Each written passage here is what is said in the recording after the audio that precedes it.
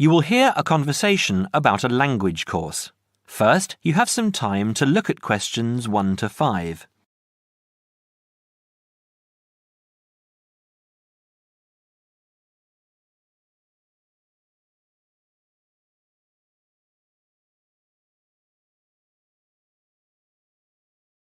You will see that there is an example that has been done for you. On this occasion only, the conversation relating to this will be played first. Good morning, Borgheimer Language Courses. How may I help you? Oh yes, I contacted you some time ago about following a German course in Germany, and you advised me to take your placement test before we go any further. Well, I've done that now, so I'd like to go ahead with booking the course for this summer, if that's possible. Certainly, sir. You said you took the placement test. What was the result? I was placed at the O3 level. O3. Right. That's lower intermediate. Fine, Mr. The answer is level 3 or lower intermediate, so the course level has been filled in for you. Now we shall begin. You should answer the questions as you listen, because you will not hear the recording a second time. Listen carefully and answer questions 1 to 5. Petterson. John Petterson. Could you spell that for me, please, Mr. Petterson? P-E-T-T-E-R-S-S-O-N.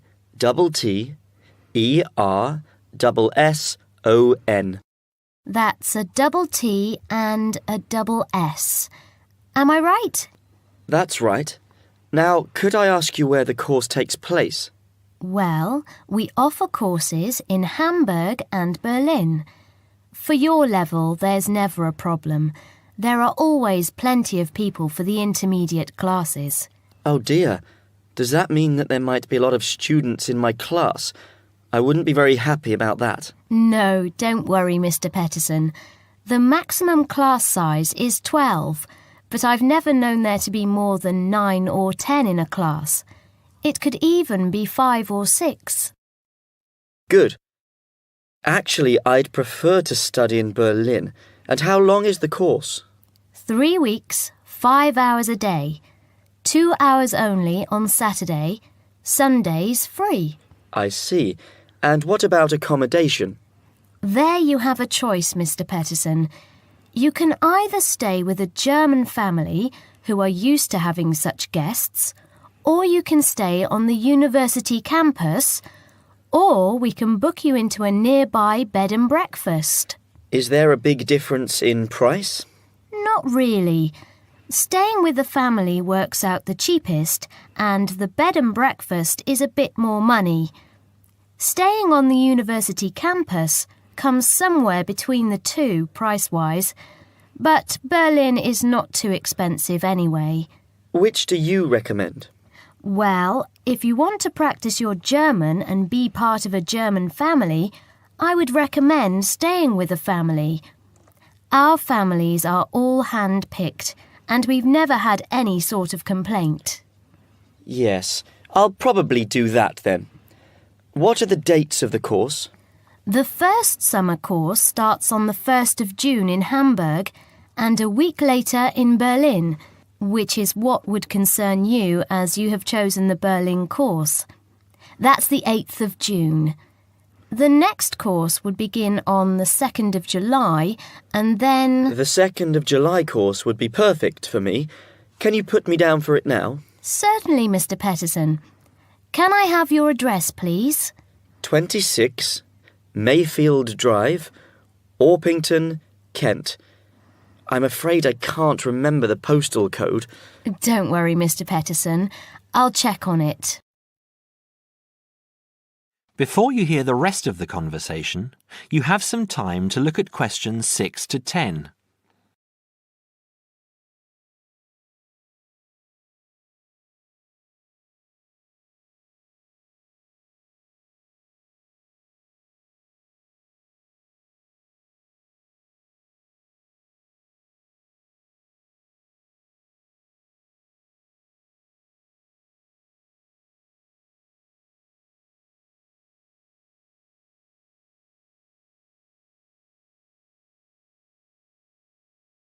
Now listen and answer questions 6 to 10. There are a couple of other things I'd like to ask. Certainly. What do I need to bring on the course? Well, apart from the obvious, you'll need our textbooks. I'll email you the name and publisher. You should be able to find it in your local bookstore. If you do have problems, call me or email me and I'll see what I can do. We provide the computers, computer disks, translation exercises and all that sort of thing, but you will need a good dictionary. We recommend Langenscheidt, which is more than adequate for your level. You don't have to go and spend a lot of money on an expensive dictionary. Not yet, anyway. Maybe you will when your German reaches a very high standard. That would be very nice. Now, finally, what about the cost of the course? And how do I pay? Would you like to pay that in pounds or in euros? Euros would be fine. In that case, it's 550 euros. You can pay by credit card if you like. Oh dear, I'm afraid I haven't got a credit card. How else can I pay? That's not a problem, Mr. Peterson. You can pay by bank transfer. Fine. By the way, I forgot to mention I am a full-time student. Have you got a student card? Oh, yes. Then that does make a difference, you'll be pleased to hear. You are entitled to 35% off the full price. And if you can persuade a few people to join you, it would work out even cheaper. How do you mean exactly? Well, for every 5 people you find, 1 goes free. In other words, if there are 6 of you, you get 1 free course. Of course, in reality, you would divide up the savings amongst you, presumably. Right. Well, I'll see what I can do. Thank you. Not at all, Mr. Peterson, and I'm sure you'll enjoy the course. There are, of course, sightseeing possibilities. Would you like me to send you our brochure describing them? Yes, thank you. I'd appreciate that. Anyway, thanks for your help. If I want to call back, who do I ask for? Susanna. I'm here most of the time.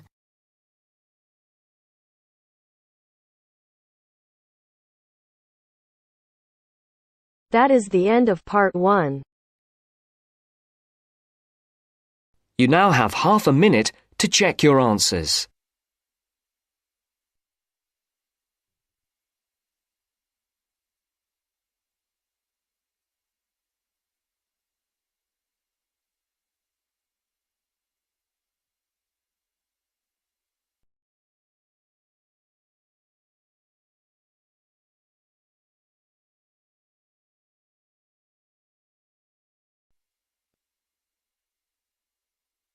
Now turns to part 2. Part 2. You will hear a guide giving instructions to a group of international students in Canada preparing for a whale watching trip. Before you hear the talk, you have some time to look at questions 11 to 16.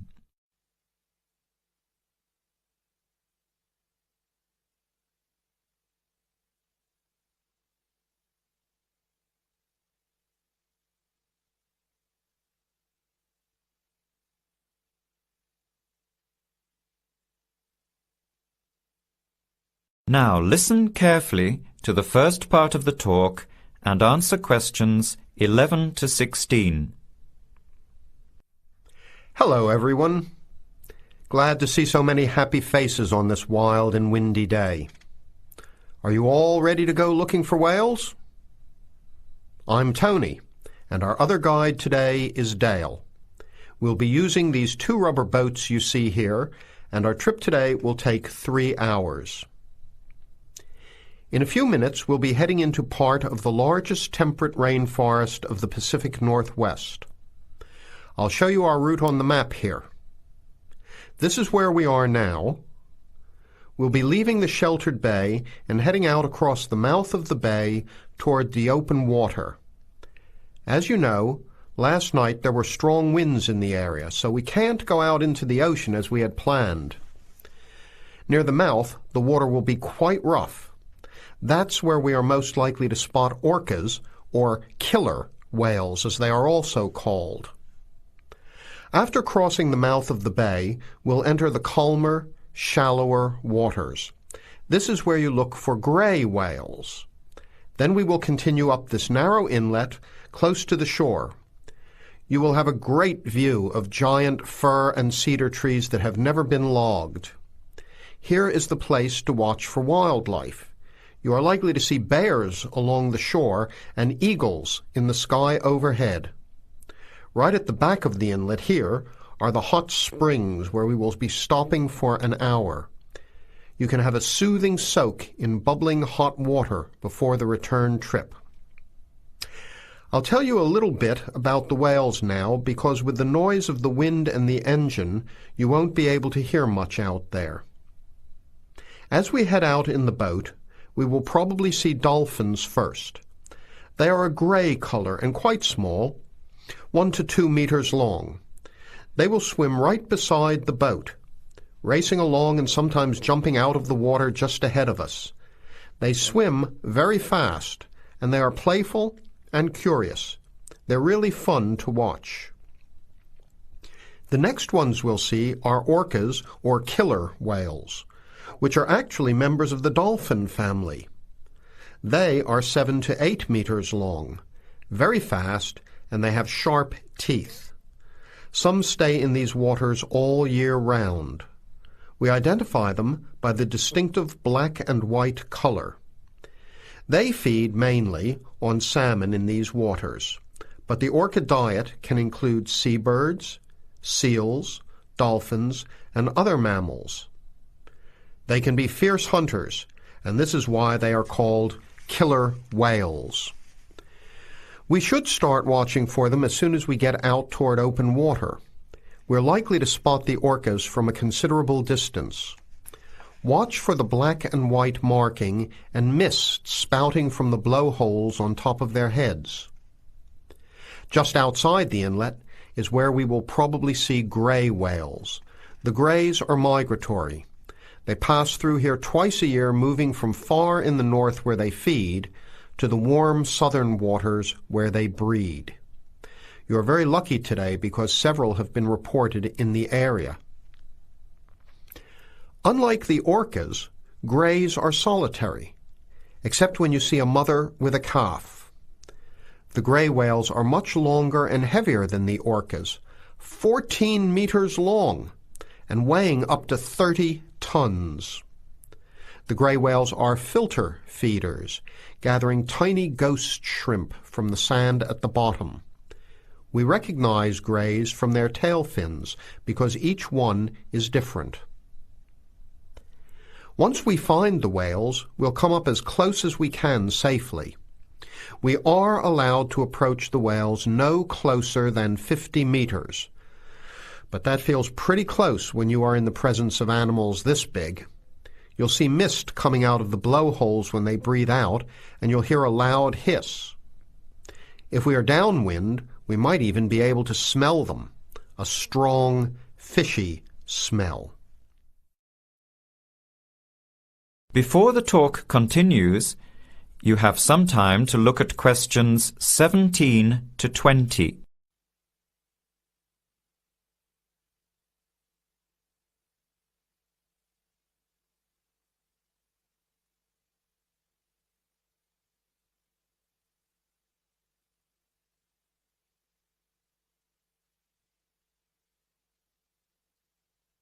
Now, as the talk continues, answer questions 17 to 20. Now, for just a few words of caution. It will be quite bouncy out there, especially in the front of the boat. If you want a smoother ride, stay in the middle of the boat, close to the engine. Hold on to the ropes and keep an eye on any big waves. Be alert so you don't get thrown out of the boat. In case of an emergency, you are all wearing survival suits. They'll keep you warm and dry in or out of the water. They are bright orange for visibility. The water temperature is around 8 degrees. Without these suits, you would only last a few minutes in this cold water. With these suits, your survival time is increased dramatically. They will keep you upright in the water even if you can't swim. But we don't expect anybody to end up in the water, so don't worry. Now, are there any questions? I'm afraid of getting seasick. Right. I was just coming to that. If you think you might get seasick, take one of these patches and put it on your arm at the wrist, like this. It works on pressure points of the body and will relieve seasickness without the drowsiness you can get from pills. Are there any other questions? All right, then. Let's start loading up the boats. We leave in 5 minutes. That is the end of part 2. You now have half a minute to check your answers.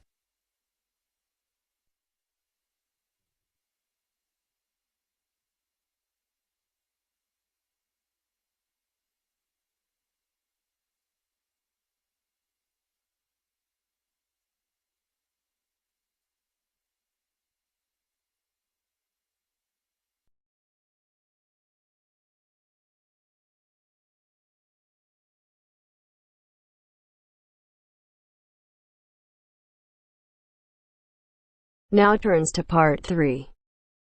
Part 3. You will hear two friends discussing what to study at Mitchford University.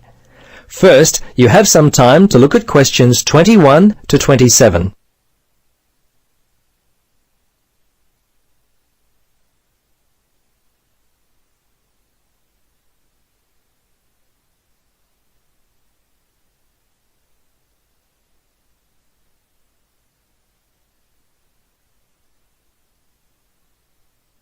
Now listen carefully and answer questions 21 to 27. Hello, Gloria. Hi, Paul. I just heard that you're studying psychology this year. At the moment, that's true, but to be honest, I'm not sure exactly what to study. You're in your 3rd year at university. Do you have any advice for me?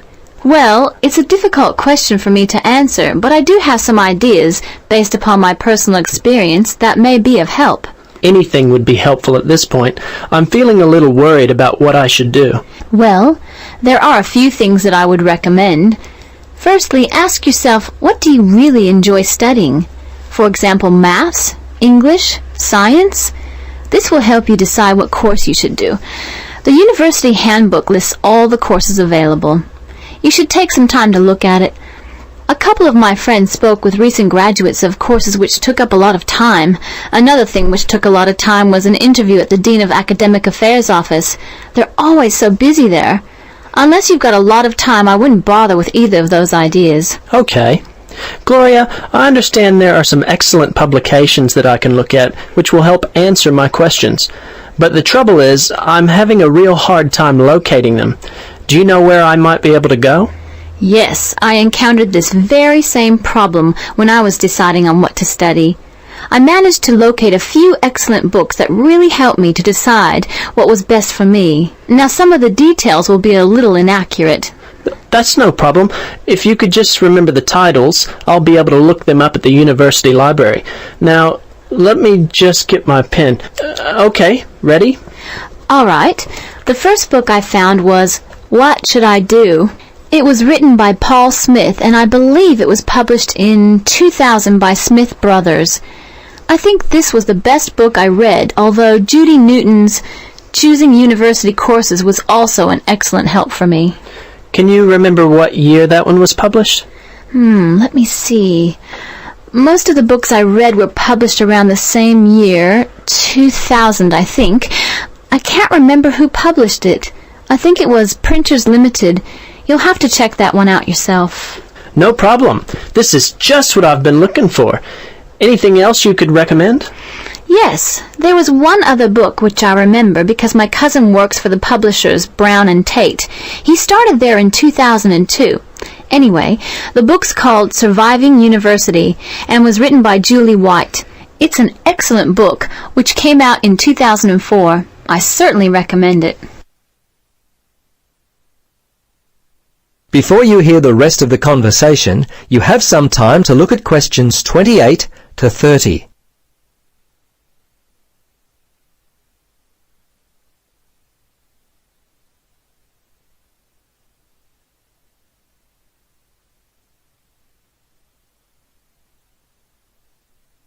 Now listen and answer questions 28 to 30. Gloria, this discussion has been so helpful. I wonder if I might ask one more question. Sure. What would you like to know? Well, I'm wondering why you finally decided to study psychology. Well, what helped me to decide was my interest in working with people. I think that's what you've got to really decide in your own mind. Do people give you energy or do they drain you of energy? I asked my friends what they thought of my idea, and most of them thought it was a good choice. Yeah, I think my parents or family members who know me well would be a good place to start. I think if you like to research subjects, you might prefer to work by yourself. That could help you to decide what area you should study. For me, I like working with numbers, and I knew psychology involved a lot of this, so that also helped me to choose my course of study. The bottom line is you've really got to know what you naturally like to do. Once you work that out, you simply choose areas of study that relate to those things. Well, Gloria, I can't thank you enough for your time. Would you be interested in joining me for a coffee?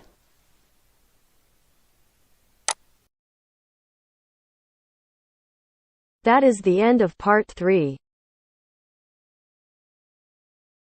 You now have half a minute to check your answers.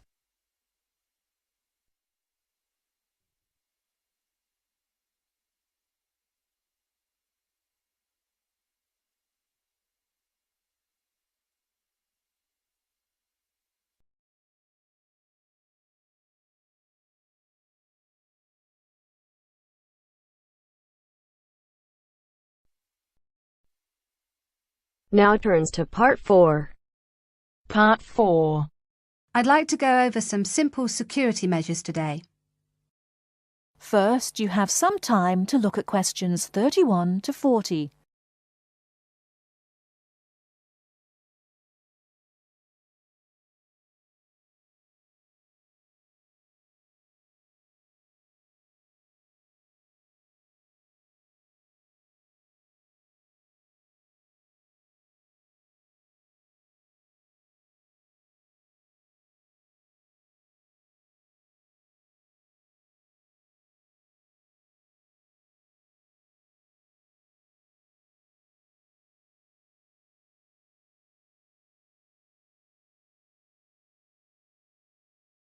Now listen carefully and answer questions 31 to 40.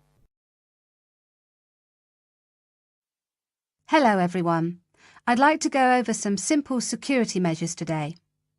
As you all know, there have been a few small incidents with students' possessions being lost or stolen, and as the student representative for Middlesex Hall of Residence, I'd like to remind everyone of a few simple things we can do to make our accommodations safer for everyone, and to remind everyone of the security measures already in place. First of all, I'd like to go over what security measures are already in or around the halls of residence. As you turn off the road into Middlesex Hall, there is a security barrier for people arriving by car. Students, or anyone else for that matter, have to report to security through the speaker before they can even enter the car park.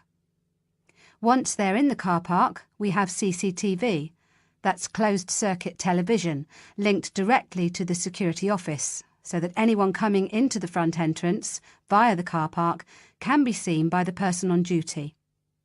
We also have cameras around the Hall of Residence. The film from the CCTV is kept by security in case there is a problem and we need to send the film to the police to help identify the person. So, barriers and CCTV. In addition to these, there is security lighting in the car park and around the Hall of Residence, which is on from night to morning. These security measures are there to help, but the really important thing is the front entrance. At the front entrance is a keypad lock. Now, as you all know, to open this you need your student card and the 4-digit security code. As you also know, you should not give this code to anyone you do not know, and you should never let anyone into the Hall of Residence. Remember that for all the security measures we take, if you let someone into the hall, then anything we do to keep students' possessions safe will not help. After the front door, we have the reception desk. Now, this is manned 24 hours a day, but the security guard has a lot to do and may not be there all the time. If you need to call security, go to the nearest phone or call on your mobile. The number is 9666, and they will be with you as soon as they can. The next thing I want to mention are your own personal security measures. By this I mean the locks on your room door and window, your personal alarm and the university bus. All student rooms have a swipe lock that we open with our student cards. Do not leave your room door unlocked if you're going out for a long period of time, and do not leave your card in a place where someone can pick it up and enter your room. This is, of course, common sense, but people still leave their rooms unlocked and still leave their cards around. The next thing is your room window. Everyone has a key for their window, and everyone should try to keep their windows locked when they are out of the building. However, the security guard has told me that he often finds windows open, and even worse, he finds windows open on the ground floor. Please don't do this. It's an invitation to a burglar to enter the hall and take people's things. Finally, 2 more items: personal alarms and the university bus. Now, the Students' Union gives every student their own personal alarm if you go to collect it.